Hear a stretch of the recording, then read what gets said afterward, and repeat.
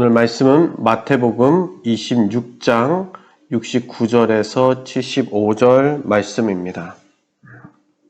베드로가 바깥 뜰에 앉았더니 한 여종이 나와 이르되 너도 갈릴리 사람 예수와 함께 있었도다 하거늘 베드로가 모든 사람 앞에서 부인하여 이르되 나는 내가 무슨 말을 하는지 알지 못하겠노라 하며 앞문까지 나아가니 다른 여종이 그를 보고 거기 있는 사람들에게 말하되 이 사람은 나사렛 예수와 함께 있었도다 하매 베드로가 맹세하고 또 부인하여 이르되 나는 그 사람을 알지 못하노라 하더라.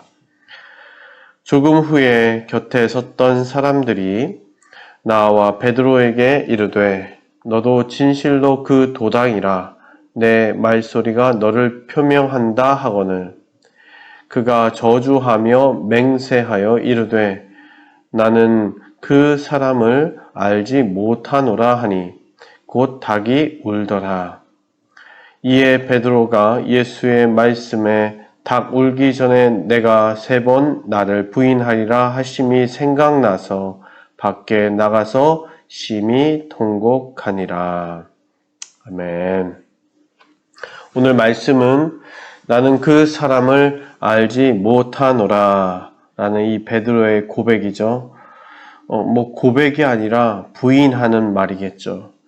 예수님께서 잡히시고 그리고 신문을 받으시며 그리스도다, 내가 그리스도냐? 그렇다, 내 말이 맞도다, 그리스도다 라고 이야기를 하는 순간부터 수많은 핍박이, 온갖 핍박이, 그리고 모욕과 침뱉음과 그 모든 이제 책찍질도 시작되었습니다. 그러한 것을 멀찍이 떨어져서 베드로는 보고 있었습니다. 그 순간부터 어떻게 보면 또한 그 제자들 흩어졌죠. 다 도망갔죠. 두려움에 떨고 있었을 것입니다.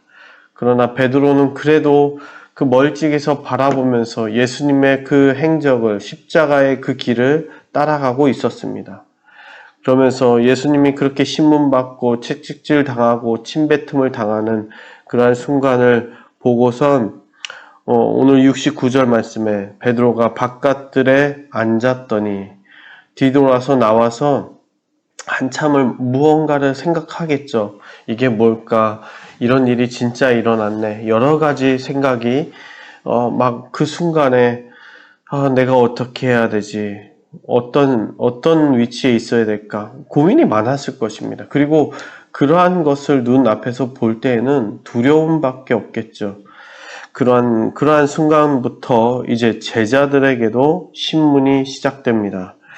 오늘 그 첫 번째 대상이 베드로겠죠. 거기에 멀찍이 서 있었으니까. 그러한 베드로를 보고 그 곁에 섰던 한 사람씩 묻기 시작합니다. 한 여종이 나와서 이렇게 얘기합니다. 너는 갈릴리 사람이 아니냐? 너도 예수와 함께 있었도다 라고 이야기합니다.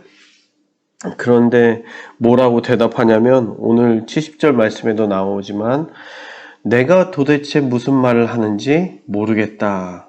그 말은 무엇이냐면 그건 나랑 상관없는 얘기다 라는 것이죠. 이상한 질문을 한다 라고 하는 것입니다. 그러면서 부인하는 것이죠. 그래서 그 사람에게서 떠나서 이제 앞문까지 가서 문 곁에 있을 때에 또 다른 여종이 와서 여자죠. 이 여종들도 분명히 이렇게 예수님의 무리 가운데 따라가 본 적도 있고 구경도 한 적도 있었던 사람들이 분명합니다. 왜냐하면 같이 있었던 것을 봤다고 분명하게 얘기하기 때문에. 너도 나사렛, 두 번째 여자도 질문합니다. 나사렛 예수와 함께 있었도다 라고 분명하게 이야기를 합니다. 그러니 그 다음에는 베드로가 맹세코 내가 맹세한다. 결코 나는 그를 알지 못하노라 라고 맹세하며 이야기합니다. 그렇게 거부를 하는 거죠. 나는 그를 알지 못한다. 도저히 난 알지 못하는 사람이다. 근데 내가 어떻게 그 사람과 같이 있을 수 있겠느냐. 거기에서 그래서 조금 더 벗어나려고 하는데 거기에 곁에 섰던 사람들까지 이렇게 이야기합니다. 너도 진실로 그 도당이로다. 그 한 패거리다. 그들 무리다. 예수를 따르던 그 사람들과 똑같은 사람들이다. 너는 그런 도당이었다. 라고 이야기하고 그 말투, 너의 말투 자체가 그것을 표명한다.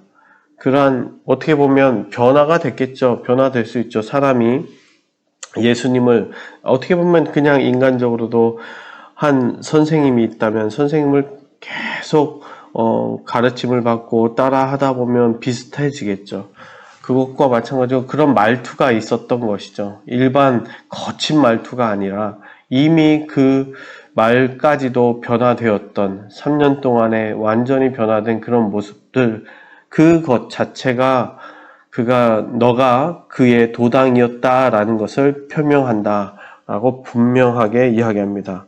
그러니 더욱더 분명하게 베드로도 거부하죠. 저주한다고 했습니다. 이게 컬스 하는 건데 욕하는 거나 마찬가지입니다. 욕하면서 맹세하듯이 나는 그 사람을 알지 못하노라 라고 분명하게 선을 긋습니다. 그럴 수 있겠죠. 그 두려움, 나도 잡히겠구나. 나도 잡히면 지금 저렇게 채찍질 맞고 모욕을 당하며 그러한 모습을 지금 눈앞에서 봤으니까요. 나도 저렇게 되겠구나. 얼마나 두렵겠죠. 두려울 수밖에 없을 것입니다. 그 순간만큼.